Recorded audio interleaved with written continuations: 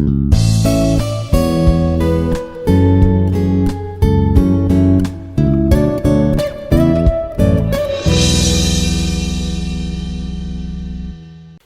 everyone, this is Dr. Wilson Jetty, a professor of English, Institute of Aeronautical Engineering College, Hyderabad.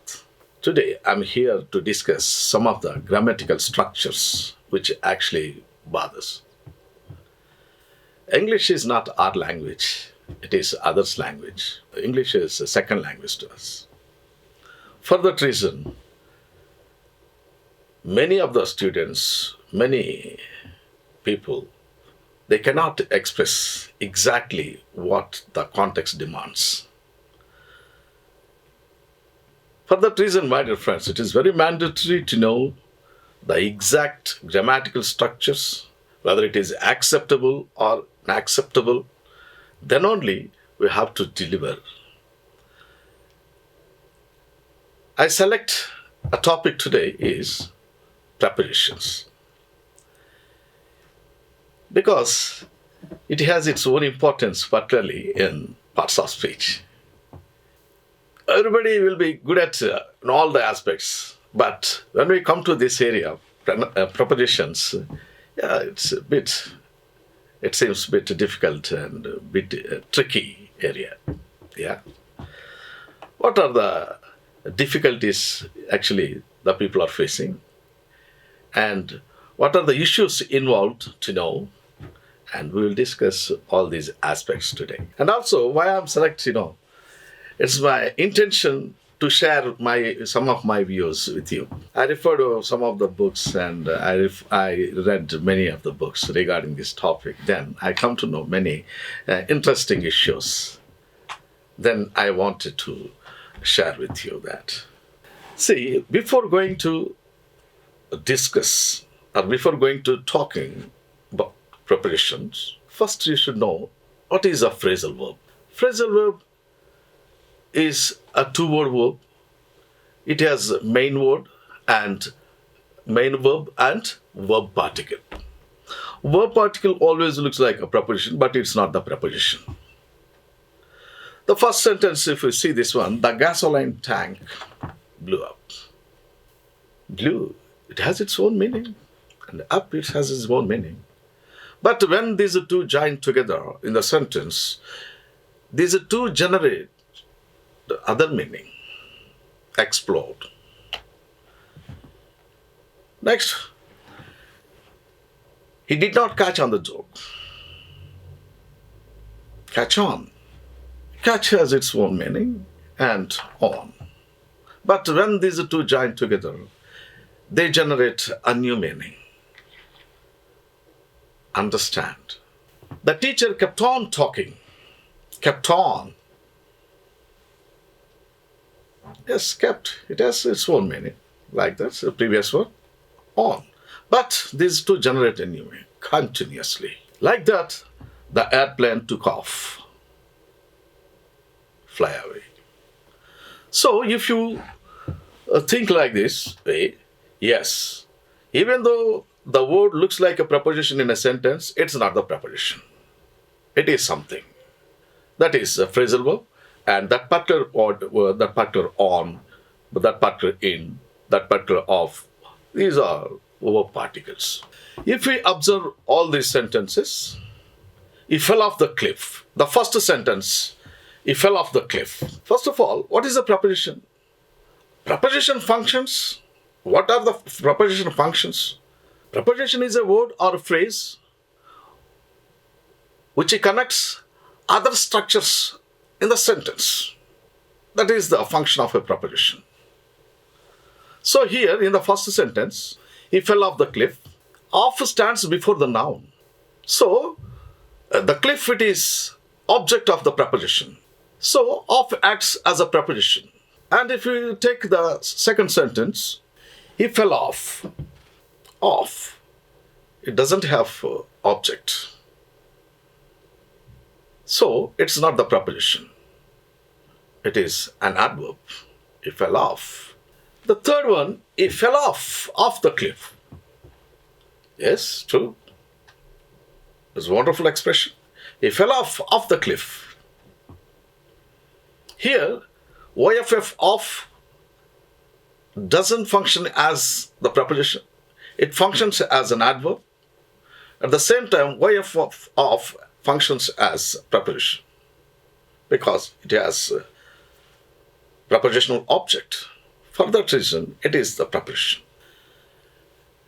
If we talk another one, she came in the house. Yes, in, it is a preposition because it has its object, the house. And she came in. What it is? N is not a preposition here. Even though the two sentences, these two sentences have the same word in, but there it functions as the preposition. But here, she came in, it functions as an adverb. So, my dear friends, what I want to tell you is, through this, we cannot tell these are all prepositions. We cannot teach these are all adjectives, these are all adverbs. No.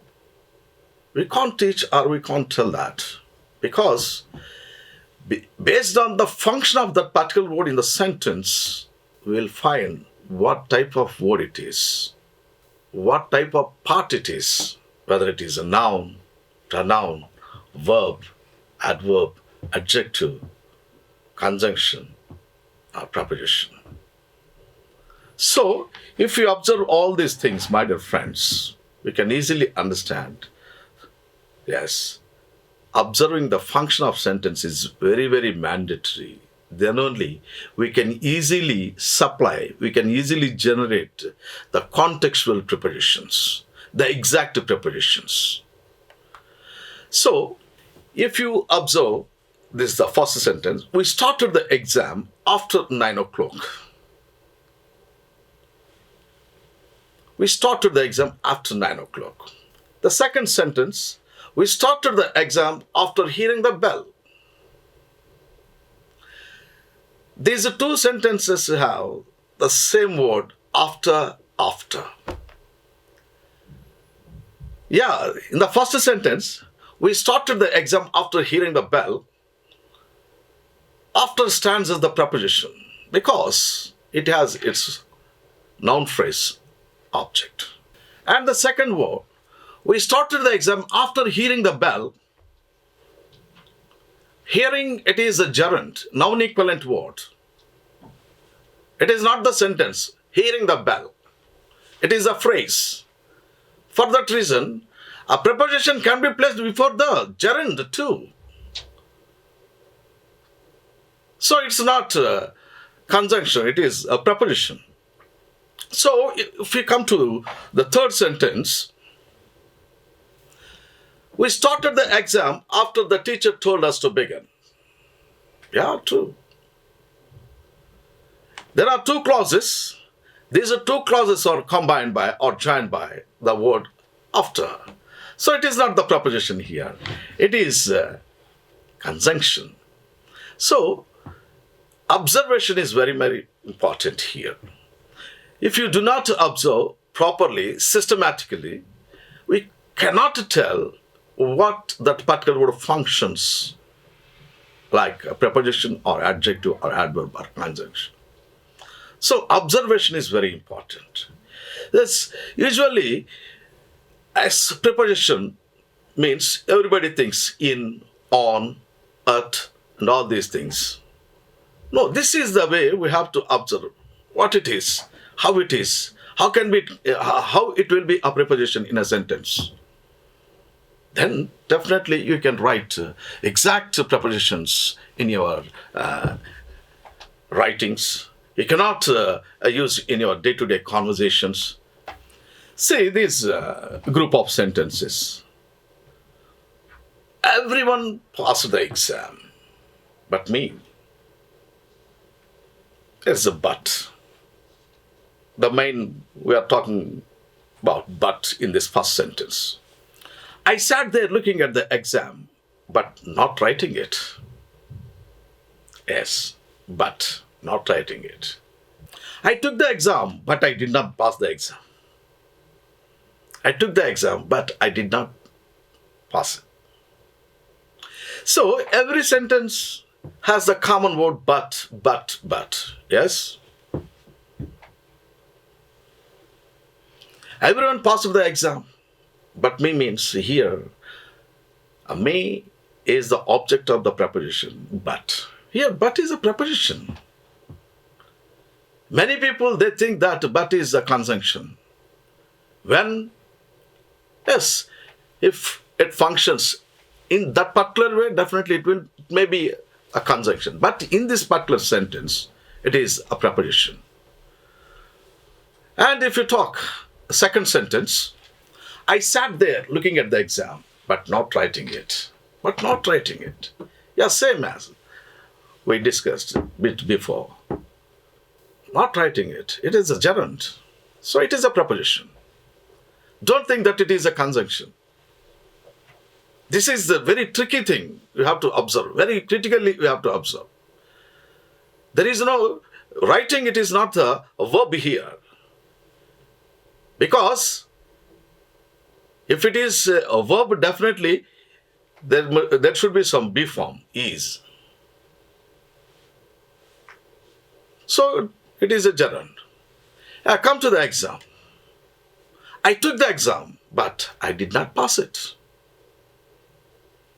The third one, there are two clauses, and these two clauses combined by the conjunction but. Now it is the conjunction. So you can easily observe now where but can be used as a preposition, where it can be used as a conjunction. These are very tricky things. We have to observe very critically, very systematically, and this is the English language. So don't take it granted unless you observe the function of every word in the sentence. This is the preposition. A preposition used to connect noun or noun structures to the other structures of the sentence. That is a preposition.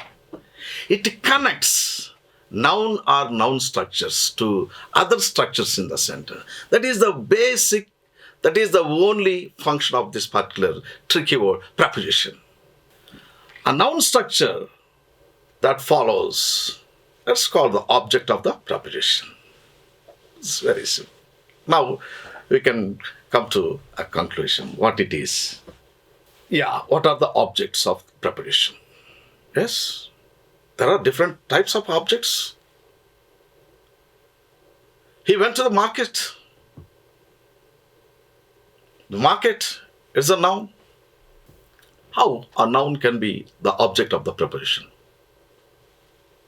We gave a present to employees. We gave a present to employees. Employees. It's a noun. Yes, a prepositional object can be a pronoun. We gave a present to them. Them, it is pronoun. Yes, sometimes maybe gerund. We thought about giving a present to them. We thought about giving a present to them.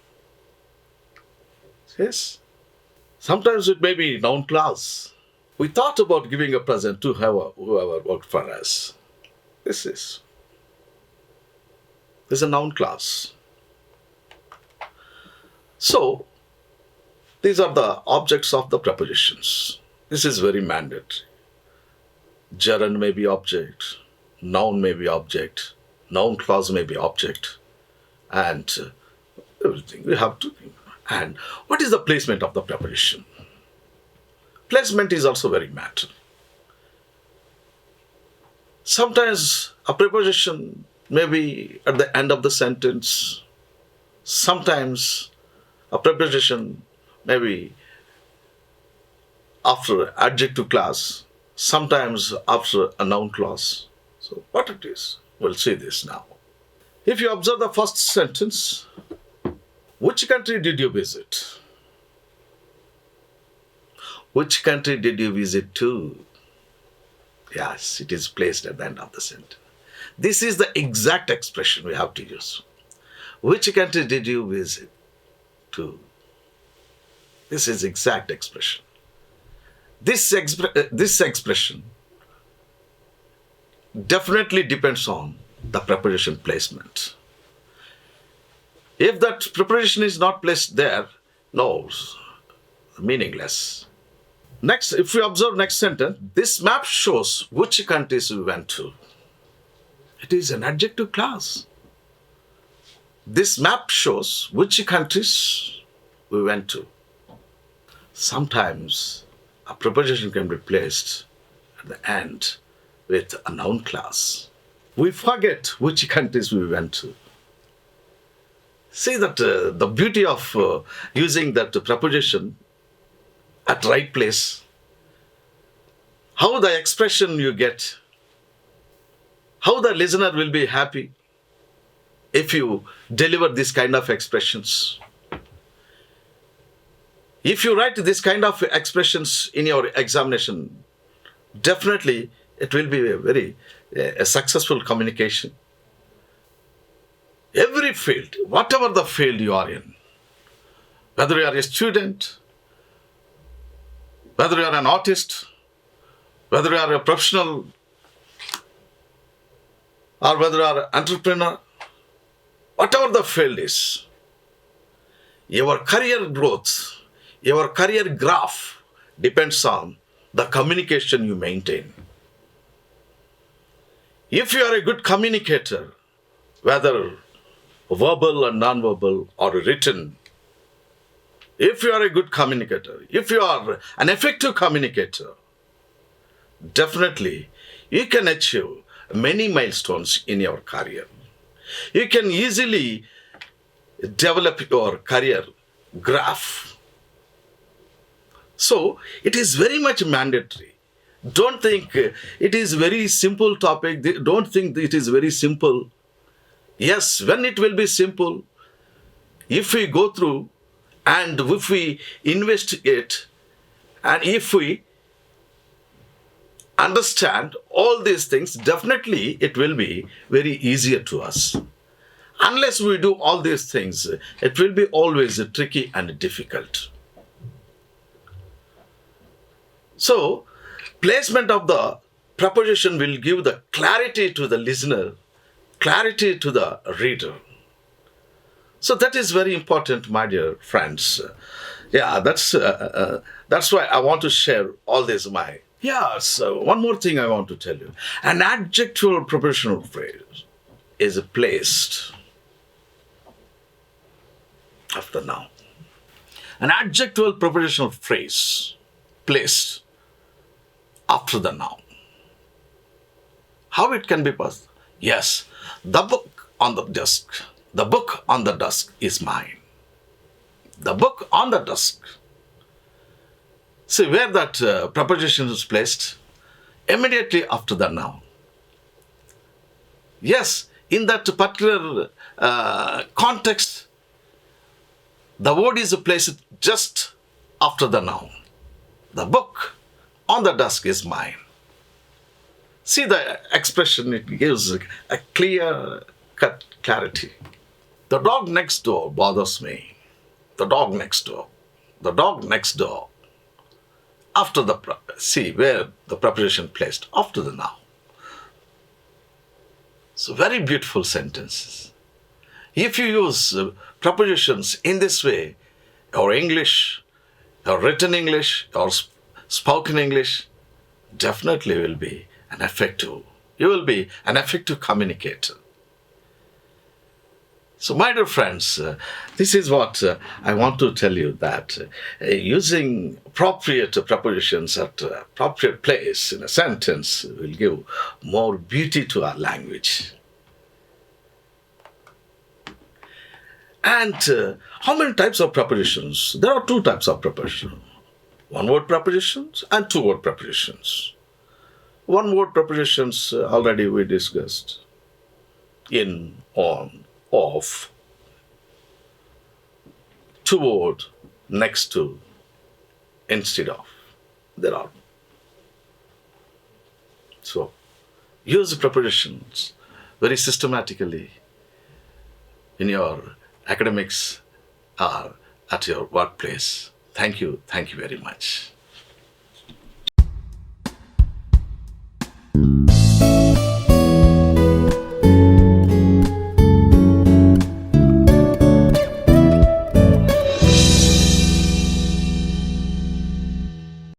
Like, share and subscribe.